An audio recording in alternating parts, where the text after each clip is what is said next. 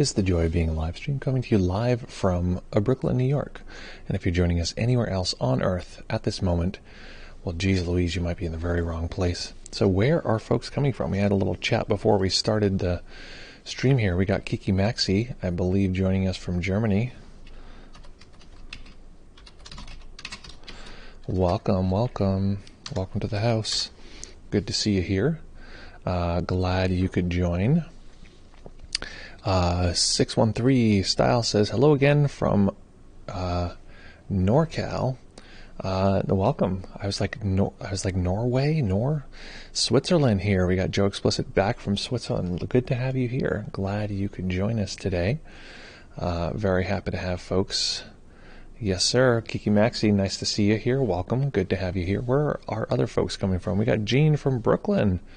Welcome. Good to see you in the neighborhood. I know that, okay, I just want to give a quick shout out here. We have our longtime viewer, John, who may be either with us or might be watching the replay, who recently had, I believe, may still be, we're not quite sure, but might be in the hospital. So John, great to see you. Hopefully you're here live. If not, on the replay, we're really happy you're here with us. Oh, we have a new subscription, a renewal here from Nick. Very kind of you, as always. I think we somehow turned those sounds off. I think that's a mistake. Beep up, beep up is, okay, let's make sure those sounds are on so folks can hear that, because that's, I think it's this one. Okay. Thanks so much for that. Subscription here. Very kind of you. You're like a tier 100 subscriber at this point. Very kind. MP, the MP Burger is here. Welcome. Very nice to see you. Where are you coming from again, MP? I forget exactly where. Oh my God, it's the 1 year anniversary. That's so lovely. I can't believe it's only been 1 year. I feel like it's been like decades and years, and yeah, doing some exciting paperwork. And we'll check out the replay. Well, I'm glad you'll be here for the replay at least. And thank everyone. Give a cheer in the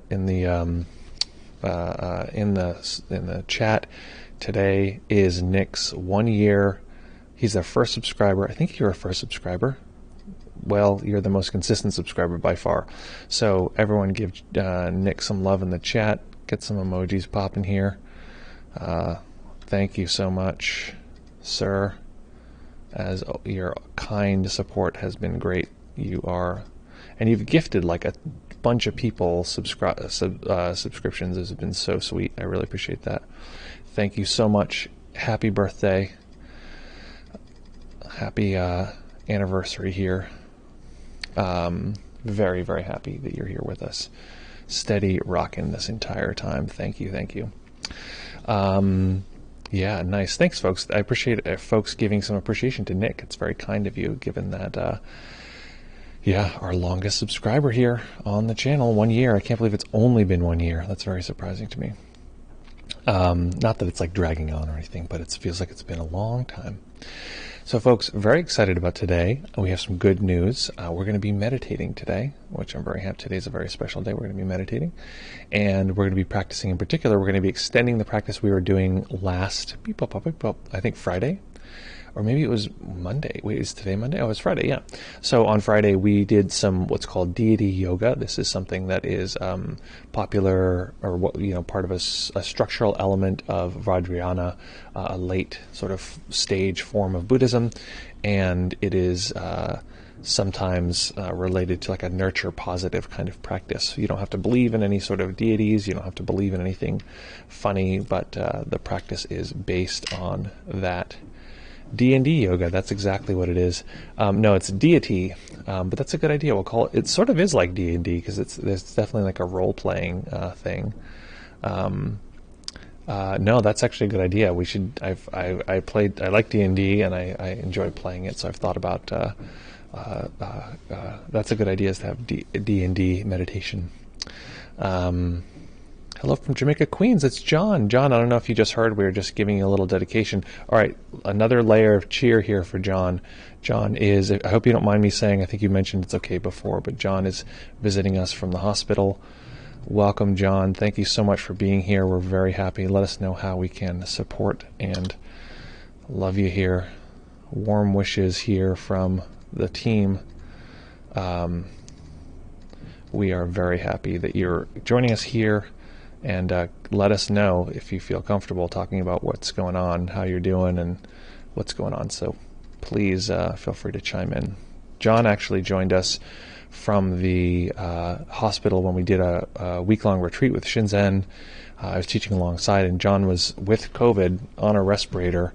I think, or you were just before they were like potentially about to put you on a respirator. But you were in the hospital bed for a week, and we were just doing the retreat, and you were in the Zoom on the, oh, I love that one, that emoji Joe Explicit, so cute.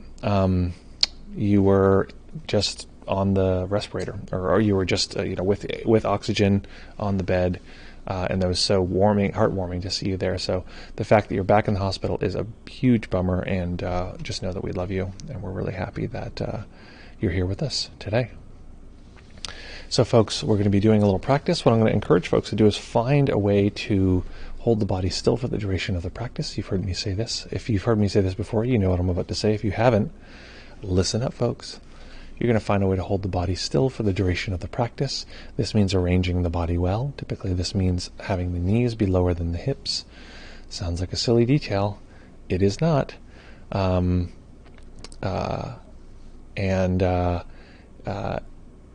Knees lower than the hips. This allows the hips to tip forward just slightly, the back to balance on that, and the upper back to balance on that. So once you find that nice, comfortable position, we will get ready to jump in here. I just want to tune back in, because last time on Friday it was a freestyle, so people just shouted out certain things, and somebody shouted out, what about like ghosts and demons and that kind of thing, and people talk about spirituality. Some talked about deconstructing anxiety, and those are kind of the two things, and then an awareness practice. And so we sort of combined all of those and started to do a little bit of deity practice, deity yoga. Again, if anyone's just tuning in, you don't have to believe in anything in particular in order to do this. This is not something that requires you to believe in any kind of deity, and we're going to use the part of us that has the capacity to connect with something bigger, even if it's just imagining or sort of emotionally the sense of something bigger, in order to power our practice. John says, thank you. It's nice to be with you all. You all give me support by us all doing this together. Yeah, man. Well, I'm really appreciating you being here, especially with everything that's going on. So thank you so much for joining. Our hats are off to you, man. So, folks, find that nice, comfortable position.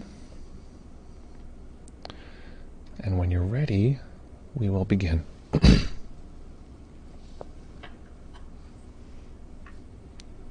going to get my coughing and sniffling out before we start here.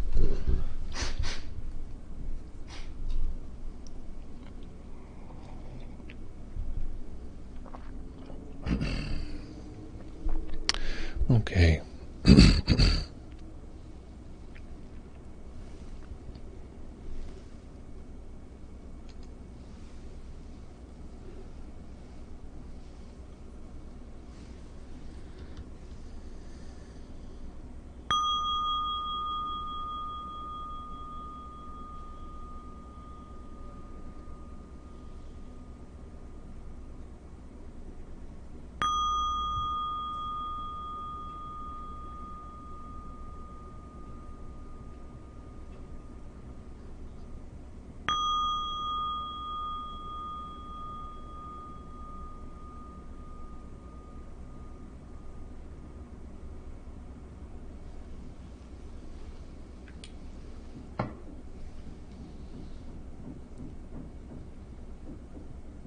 Beginning by taking a few comfortable deep breaths and just feeling the body rise and fall.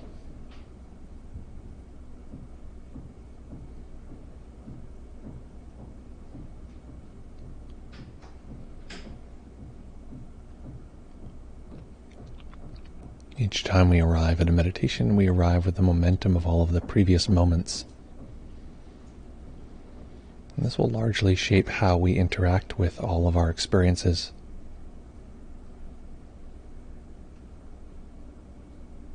And by simply attending to something simple, we can see what kind of turbulence arises. So just noticing the body rising and falling as the breath comes and goes.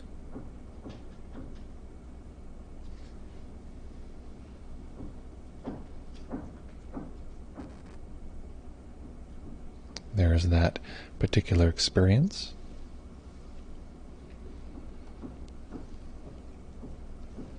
And then there's the turbulence that may arise in detecting that experience. And that's what we might call the mind that we're arriving with.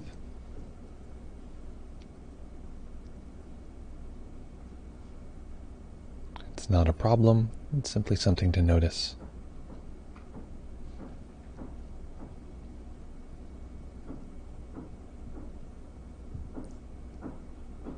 Physically relaxing the body, relaxing the larger muscle areas in the body, the neck and shoulders and back, the belly, hips and legs.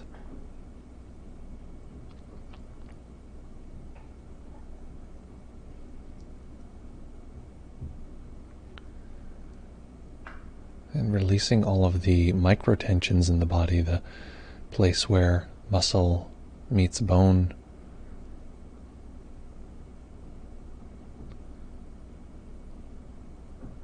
These may seem so subtle we can't even feel them, but just letting go there anyway.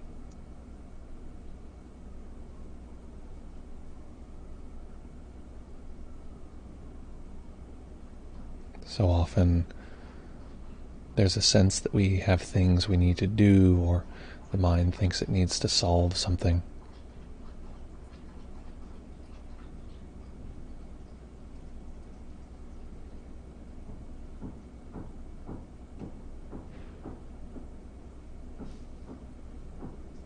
So part of relaxing the body deeply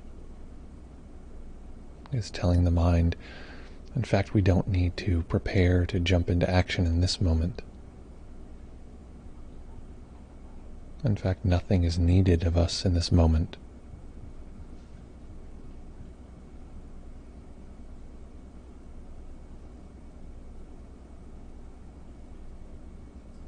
And taking a moment to soak into that luxury. Nothing is needed of us.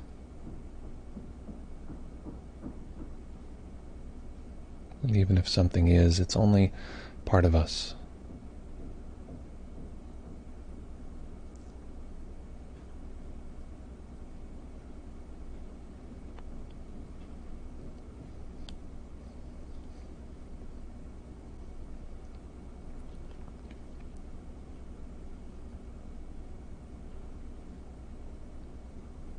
And beginning to open up to all of our sensory experience, all seeing, hearing, feeling.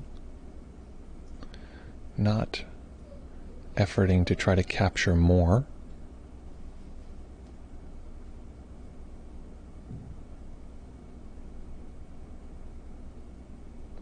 Simply getting an overall sense of all sensing that happens to be occurring in this particular moment.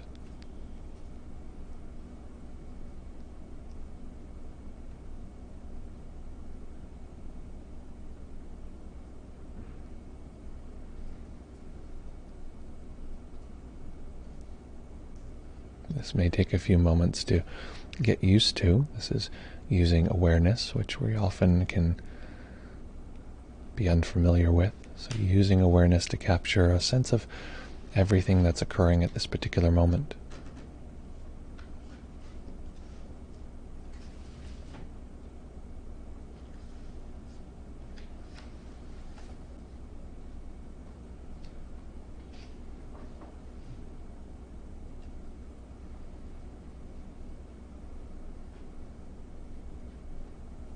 And if any one thing captures our attention, simply introducing that experience to the overall field of our sensing, the awareness of everything in this particular moment.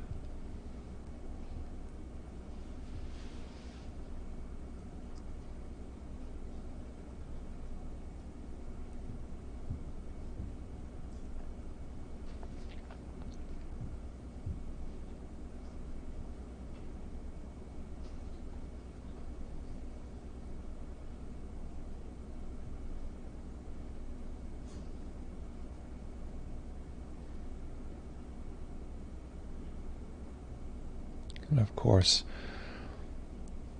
when we arrive into a meditation, part of the momentum we arrive with is often one of stress or a sense of agitation, the system wanting to solve. So taking a moment just to notice any part of this overall experience, all of this sense data, any part that feels like this moment isn't right.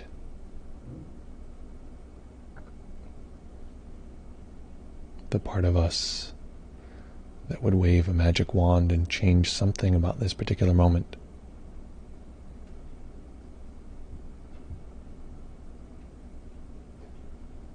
And that's not bad. It's not a bad part.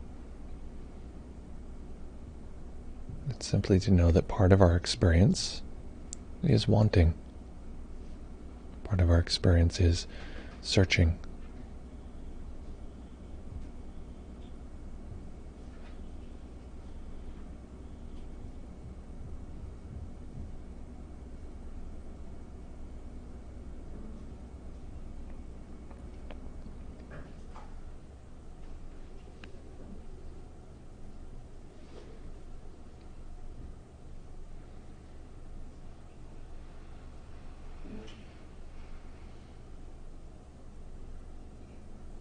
And a great deal of this searching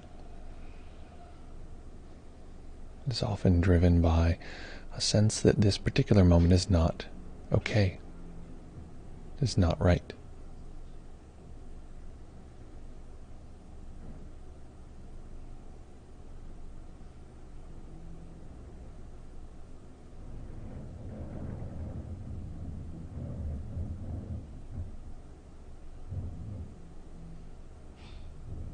And so we have this overall experience of all sense data.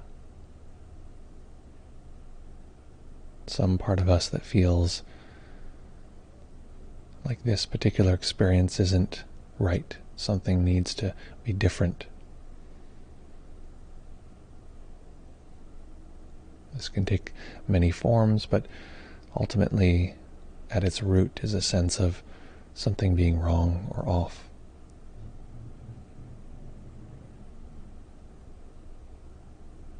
And often the root of this is a sense that this particular moment is not safe.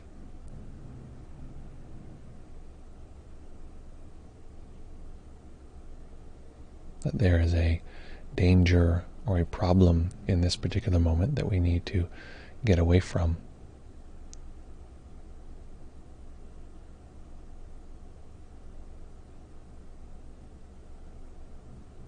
So bringing to mind some kind of protector archetype.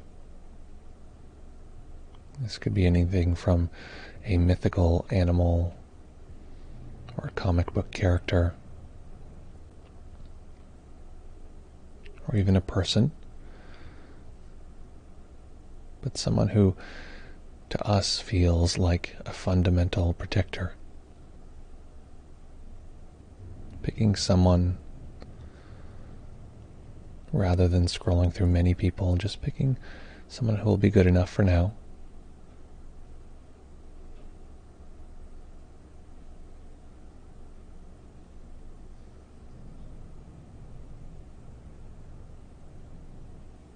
And imagining for a moment that their visage, their appearance was like a kind of mask for us.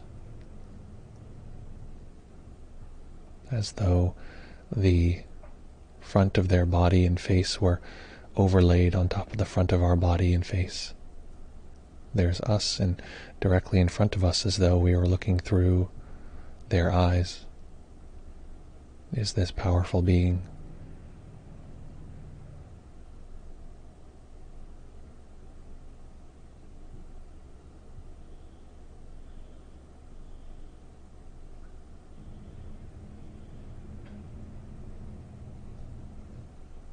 And as with any experience, we're likely to have a mix of responses. part of us can get down with this, and part of us feels like this doesn't work for us, or maybe is silly, or this kind of thing, then it's possible that this resistance or discord is actually this same stress, worry, the same wanting, taking on that experience, feeling uncomfortable with this protector figure. So not pushing that away, just letting that be in the background for now. Connecting with the part of us that does connect, that does allow this protector being to be here.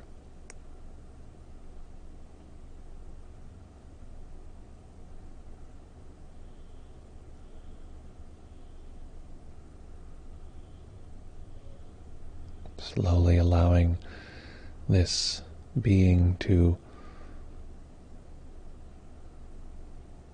function like an extra shell around the body.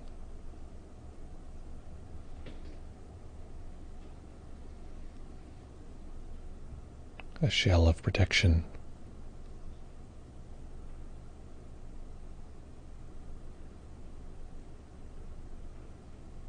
Noticing if this has any effect on the body. Does it encourage or suggest the body posture wants to be different? Do we want to breathe in a certain way, having this strong protector archetype wrapped around us?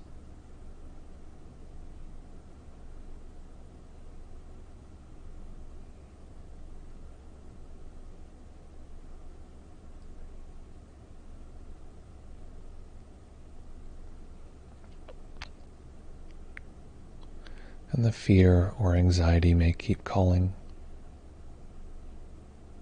And that's fine. Allowing that to be there, simply wrapped in the experience of this archetypal protector.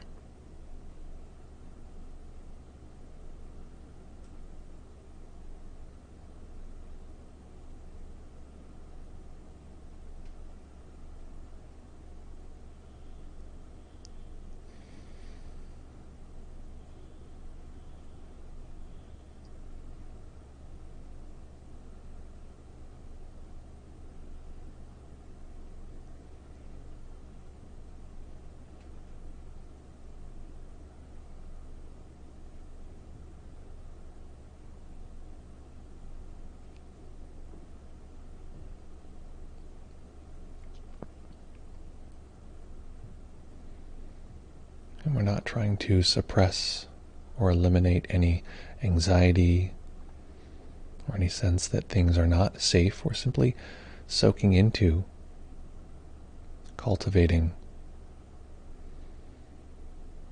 nurturing our relationship to this sense of primordial safety.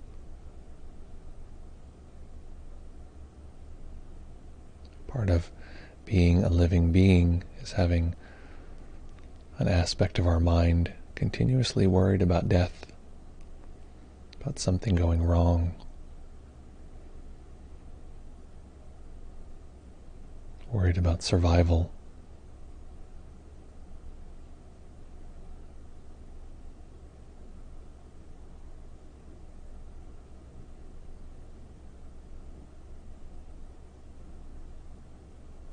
And in the same space where we feel that worry, that concern, this is a space where we might feel the experience of safety.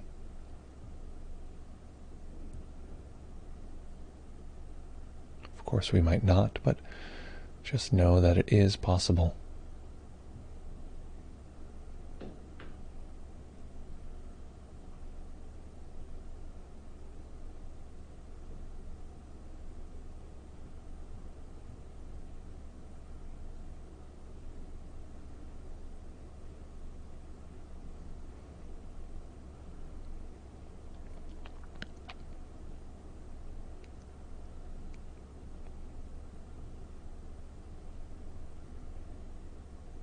It's in the nature of this being to protect us.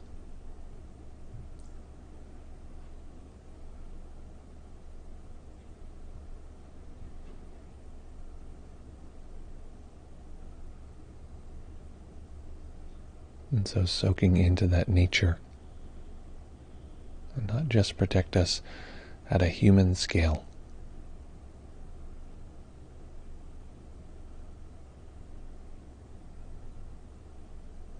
to protect us at a kind of scale of a deity, a cosmic scale.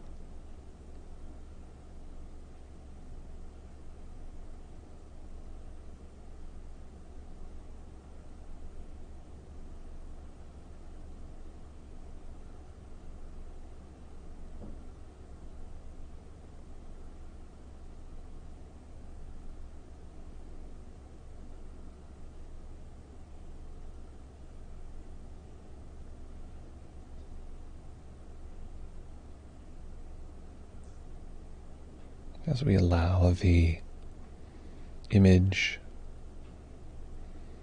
the form of this being to soak into our own sense of a self-image, soaking into the body, recognizing that its scale, even its size, is grand, is deity-like. Not the ordinary scale of a human body, but one of a cosmic being.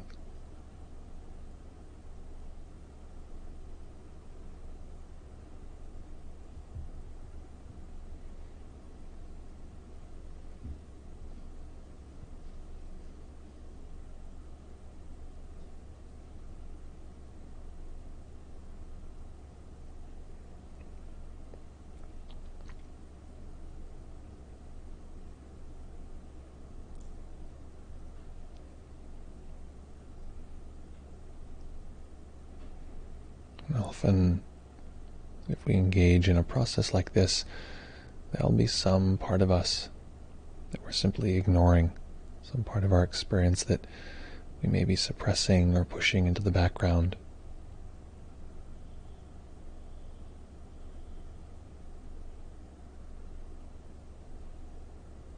Some part that likely feels primordially unsafe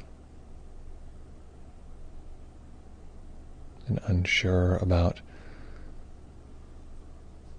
allowing this kind of protection. And that's okay. We don't have to incorporate that part if it feels like too much.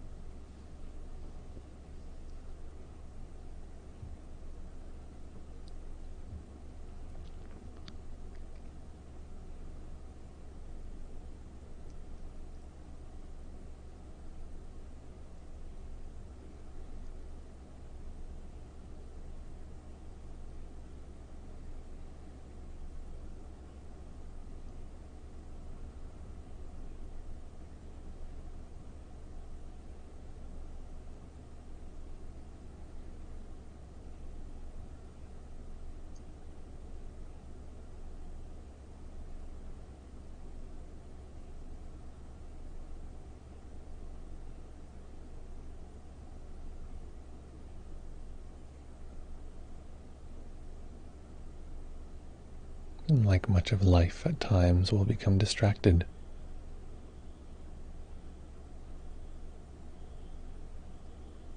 That's not a problem, simply tuning back into the process.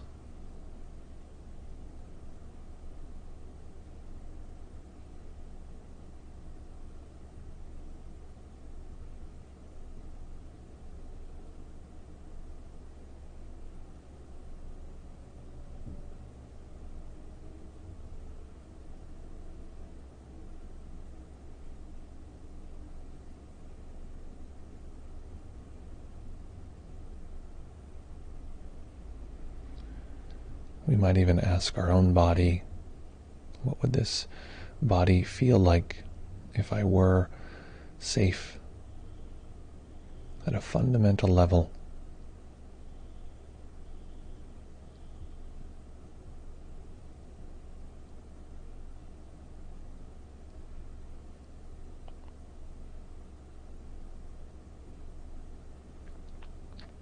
And part of us will feel that security, that safety, and part of us will not.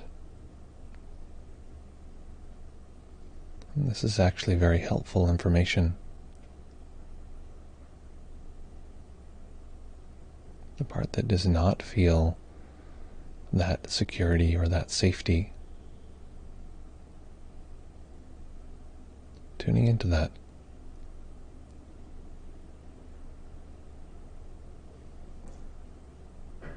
Recognizing that it's not a problem, it's actually quite natural.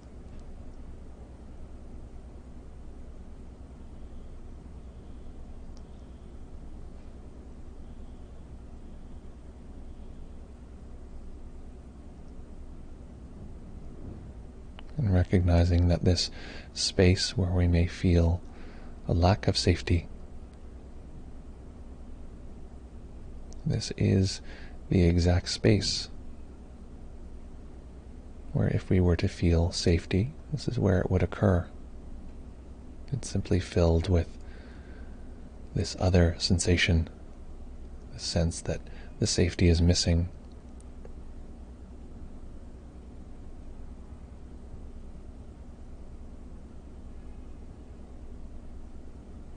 So know that this space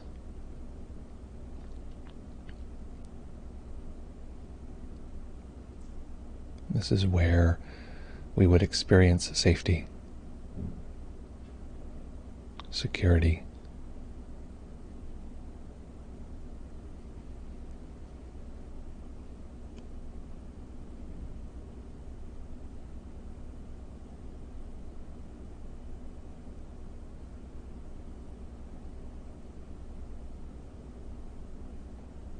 And the part of us that needs things to be different, it's not a problem. In fact, it's showing us the space where we might feel peace, where we might feel safety.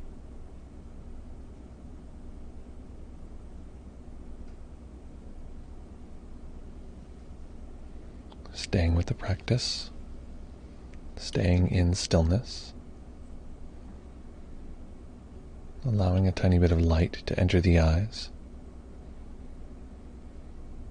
eventually allowing the eyes to rest on a single point as they fully open.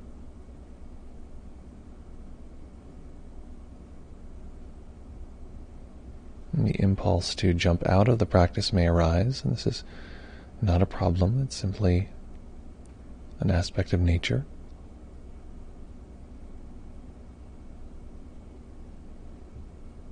Taking a moment to thank this archetypal being for its presence, for its support, for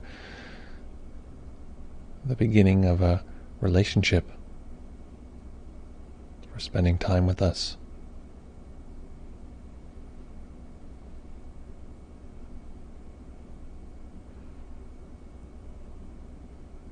And in this moment, allowing our general experience to come in, our sense of the world around us.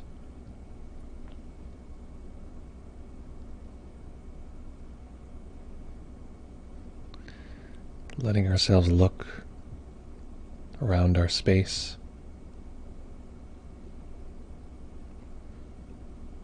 Noting that some of our experience may feel less or more safe. And knowing how to use these particular tools.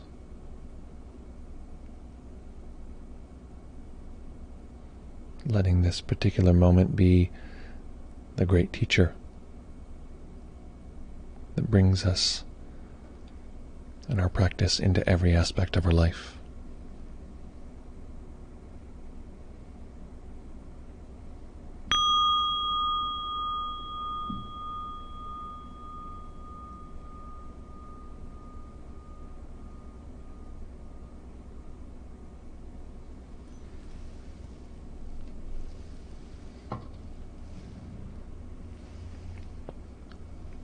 Okay. So making any adjustments that you need to allow the body to be comfortable. Indeed.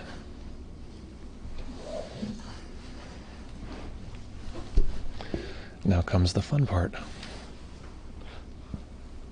This is the part where we get to hear what other people's experience was like.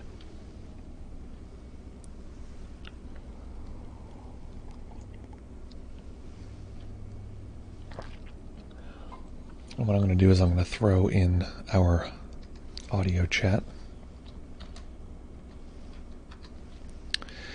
This is our Zoom. If you want to jump on Zoom, we can hear your voice, see your visage, the visual entity that you exist as in the world. And we can answer some more detailed questions. Of course, any questions or reports you want to give here in the chat are awesome and delightful. And of course, it is, we can often dive in a little deeper if we jump on the Zoom. Just let me know. Beep, pop, beep, pop, pop. Just let me know if you want to jump on there so I can hear you. Let's see. Kiki from Maxi says, really nice synchronicity. You're streaming from Brooklyn, and my favorite rap group is from there as well. They're called the Flatbush Zombies. I'll have to check it out. I've never heard the Flatbush Zombies. We are near Flatbush. That is not far away. Okay, so MP Burger is asking, does anyone else use Ram Dass? I think that's a picture of Ram Dass. Yeah, I personally do not. I know of Ram Dass. I'm pretty sure it's Ram Dass is on the Hindu side, right? I think it's a sort of weird, no, not weird, but there's a combination thereof, because I think that there's a lot of Buddhism folks who are into him, or maybe it's Vajrayana. I can't remember where he lands, but yeah, there is a lineage connection actually with Ram Dass. So Ram Dass's student, Bill Hamilton, was a friend, collaborator, teacher to Shinzen Young. So they were sort of like peer, meditation teachers. Bill Hamilton started Dharma Seed, which is the major place where they record a lot of the sort of meditation talks and this kind of thing. Later became just a place where they record IMS and Spirit Rock retreats, and they sort of eliminated everyone else, there's something funny about that, but that is what they did. And Shinzen Young is my primary teacher, so there is a connection there to Ram Dass, although Ram Dass was doing other stuff. It wouldn't be like a direct lineage. We're not doing the exact same thing by any means. Someone might not even recognize it. We're doing sort of a broad spectrum mindfulness practice. Although today we're doing deity yoga, so that's pretty, that's out there. So yeah, any other questions or reports, difficulties, challenges, anything else come up for folks as you do this? What was that like? What happened? What do you like now?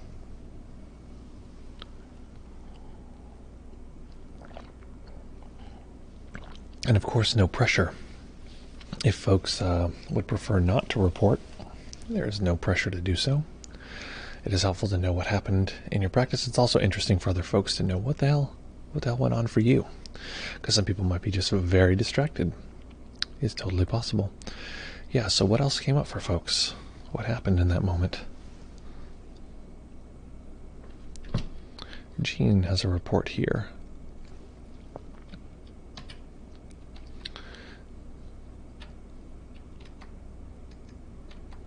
I'm looking up the Flatbush Zombies. That's what I'm doing. There they are. Active since 2010. I gotta take a listen.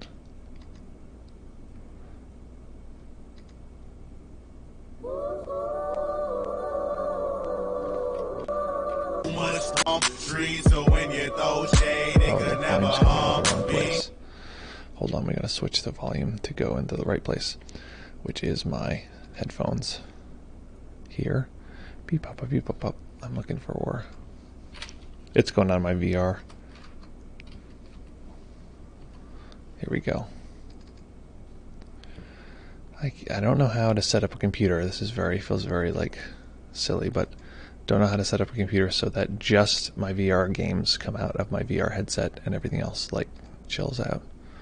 Okay, let's hear this. See if you all can hear this too. So when you throw shade, it can never harm me. So much grams, unzip the bag, dip in my hand, then I palm the tree. So when you throw shade, it can never harm me. So when you throw shade, it can never harm me.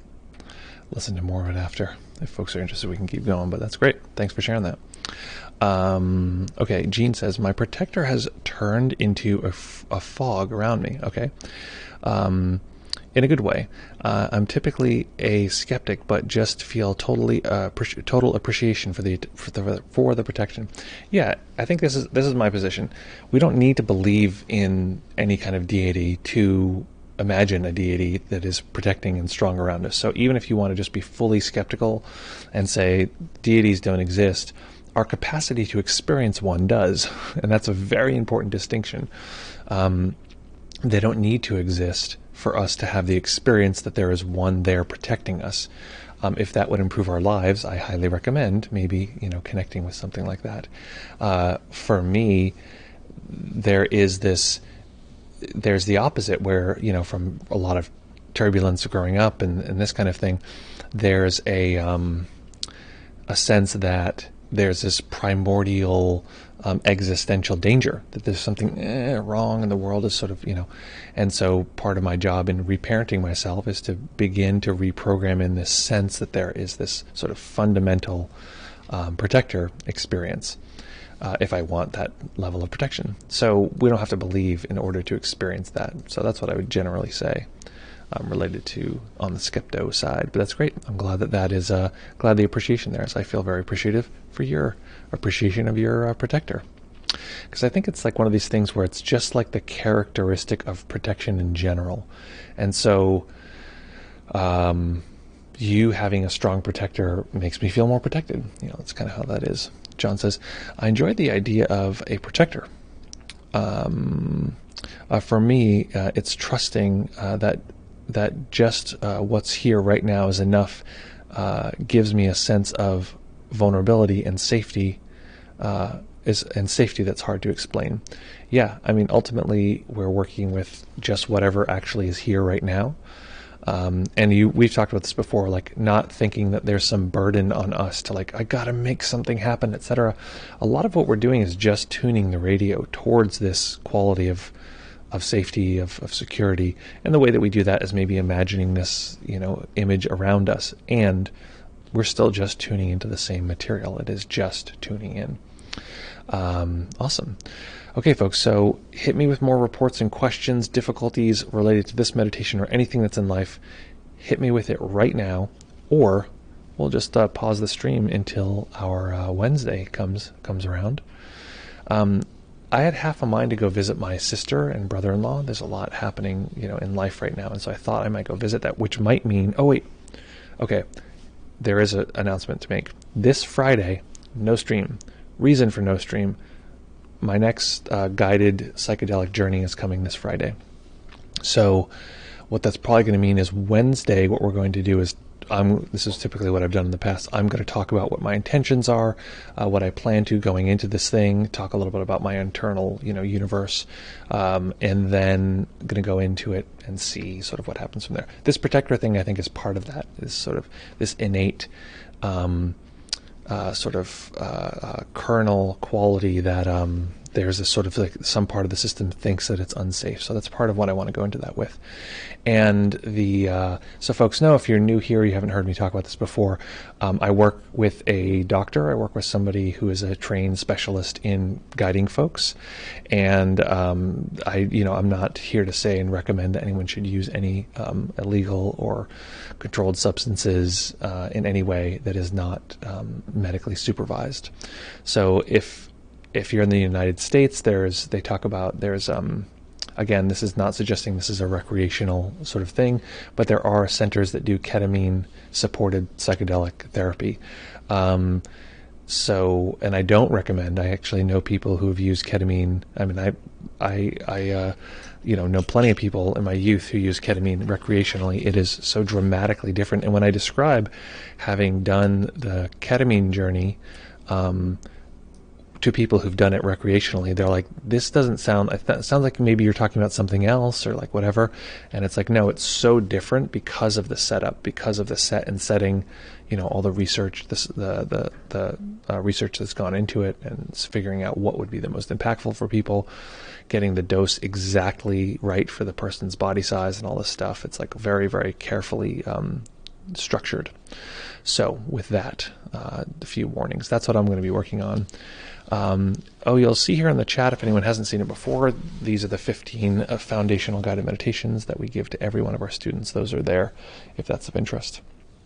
And if you're watching this as a playback, they're right there in the description. So folks, I have a wish for you. The wish is this, that in this particular moment, as you look around your environment, as you conceive of and consider the day that you have unfolding in front of you, that you just consider for a moment this sense of safety and protection. So we have a sense of safety, we have a sense of protection, we have a sense of feeling unsafe. And either one of us shows us the same thing. If we look at the part of our experience in this particular moment that feels shaky or nerve-wracking or anxious, this bubbling, percolating sense of something is off, something is wrong. It might not be that strong. That might sound like strange language, but even a sense that there's a next moment that needs to be done, that we need to do something, that now that the stream is getting close to an end, there's this sense of urgency to go into our day. Even that is a slight, subtle sense of something about this particular moment being wrong, something being off. So as we tune into that, that shows us the space where we might feel safety. It shows us that there is something that can be detected or experienced that is safety. Even that part of us that says, I want safety, or something is wrong here. It has an indication within it, built within, that says this could be right, this could be okay. So simply tuning into that now and letting that process show us what our day might look like, how we could bring this into our lives, and that way having a nice connection, a lovely time. Folks, as always, practice well. Take care of each other. Have fun, and we'll see you very, very soon. Okay, folks.